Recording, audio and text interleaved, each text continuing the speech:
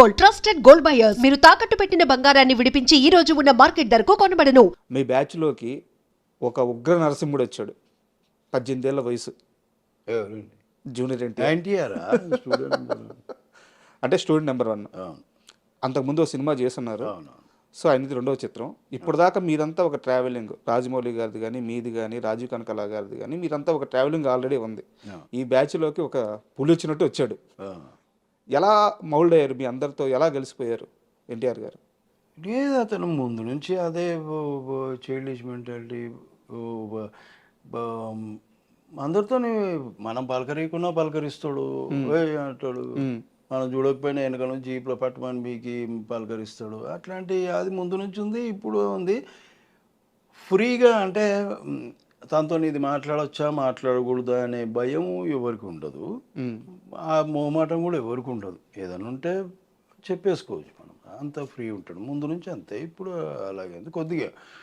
కాకపోతే ముందు అంత కాకపోయినా ఇప్పుడు కొద్దిగా ఏజ్ పెరిగి కొద్దీ ఇంకా బాగా ఆలోచిస్తారు, కొద్దిగా సెటిల్ అయ్యారు. ముందు బాగా చిలిపి పనులు విపరీతంగా. ఎలాంటివి చేస్తారు? ఇప్పుడు ఆయన ఉండమంటే ఉండాలి మేము అక్కడ. షూటింగ్ అంటే ఇప్పుడు నాకు లేదు కదా వర్క్, నాది అయిపోయింది వర్క్ అంటే కూర్చో పోనీయాడు. సాయంత్రం దాకా ఇంకా వాళ్ళకి ప్యాకప్ అయినప్పుడే పోవాలి.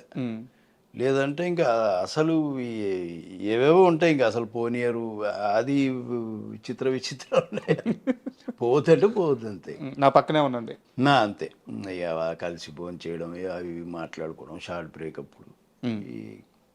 అదే ఆ సర్కిల్ అందరూ ఉండాలి ఆయన పక్కన. ఓకే, సరదాగా ఉంటుంది అని రిలాక్స్ అవుతాడు, మంచిగా కూల్గా ఉంటాడు.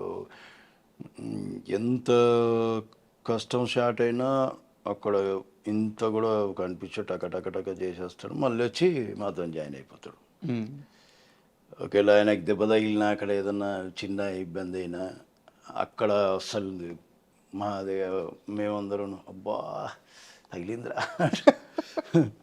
అందరి ముందు చెప్తారు, బయటపడు. ఇక్కడ అందరూ తెలిసిన వాళ్ళు, అందరూ కలిసిన వాళ్ళు కాబట్టి, అన్నేళ్ళ నుంచి రావాలని కాబట్టి షేర్ చేసుకుంటారు. మీ వల్ల తనకి ఒక ఫైట్లో స్టూడెంట్ నెంబర్ 1 అనుకుంటాను, ఒక గాయమైన ఆ రోజు ఆయన మిమ్మల్ని ఒక్క మాట అనలేదు. అయితే అయింది లేరా, అయిపోయింది, కానిచ్చేద్దాం, షూటింగ్ కానిచ్చేద్దాం అని చెప్పేసి చాలా లైట్ తీసుకున్నారు. అలాంటి ఎన్టీఆర్ గారు ఒక విషయంలో రాజమౌళి గారి ముందు మీ మీద సీరియస్ అయ్యారంట. సీరియస్ అవడం మీన్స్ ఏంటంటే, నన్ను కాదని వెళ్తావారా నువ్వు అని బెదిరించారట క్రికెట్ విషయంలో. క్రికెట్ విషయంలో ఎప్పుడు గొడవలు జరగలేదు. లేదు, అదేం లేదు. ముందు నుంచి మా టీం వేరే, ఇప్పుడు తారక్ టీం అది సపరేటు, ఆ టెక్నీషియన్స్ టీం అది సపరేటు. ఎప్పుడు RRR టైంలో ఆయనకి ఇంజూరీ అయి ఉంటే రాజమౌళి అదే యాక్చువల్గా ఏమైందంటే, మనం మ్యాచ్ ఆడదామని అనుకున్నాం, రాజమౌళి గారు మేము అందరం. అయితే తారక్ ఏమంటాడంటే నేను వస్తా అంటాడు. సార్ ఏమంటారంటే రాజమౌళి గారు నువ్వు వద్దు, రామగారు రాజమౌళి గారు ఇద్దరు వద్దంటే వద్దు ఎన్టీఆర్ని. అయితే నేను రాకపోతే ఎవ్వరు రారు, మీ ఆపోజిట్ ఎట్లా ఆడతారు, మీరు ఆడుకుంటారు, ఎవ్వరు రారు అన్నాడు. ఏమరా నువ్వు పోతావా అన్నాడు.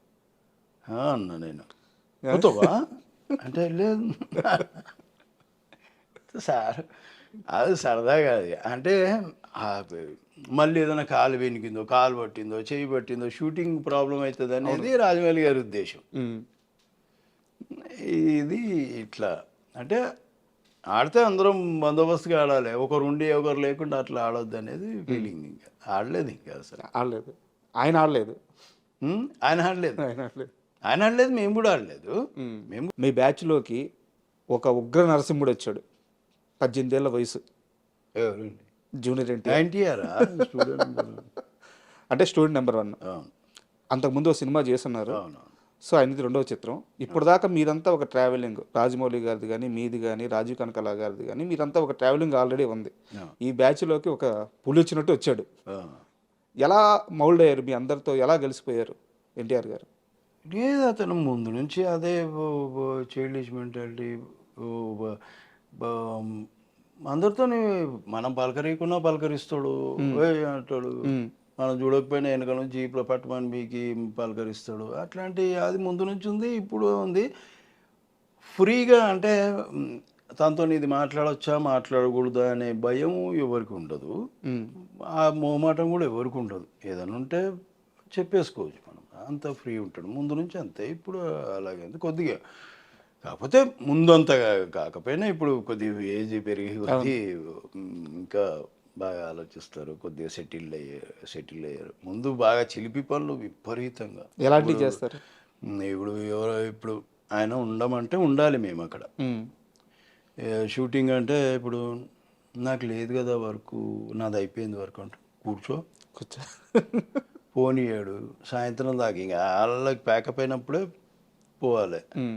లేదంటే ఇంకా అసలు ఏవేవో ఉంటాయి, ఇంకా అసలు పోనీయరు. అది విచిత్రం ఉన్నాయి. పోతుంటే పోతుంది అంతే. నా పక్కనే ఉండండి నా అంతే.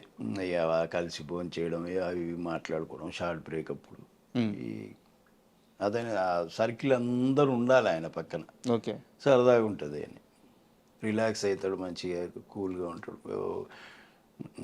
ఎంత కష్టం షార్ట్ అయినా అక్కడ ఇంత కూడా కనిపించే టక చేసేస్తాడు, మళ్ళీ వచ్చి మాతో జాయిన్ అయిపోతాడు.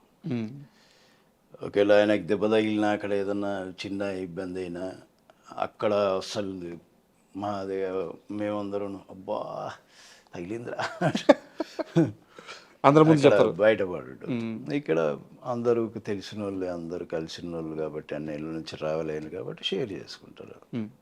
మీ వల్ల తనకి ఒక ఫైట్లో స్టూడెంట్ నెంబర్ 1 అనుకుంటాను, ఒక గాయమైన ఆ రోజు ఆయన మిమ్మల్ని ఒక్క మాట అనలేదు.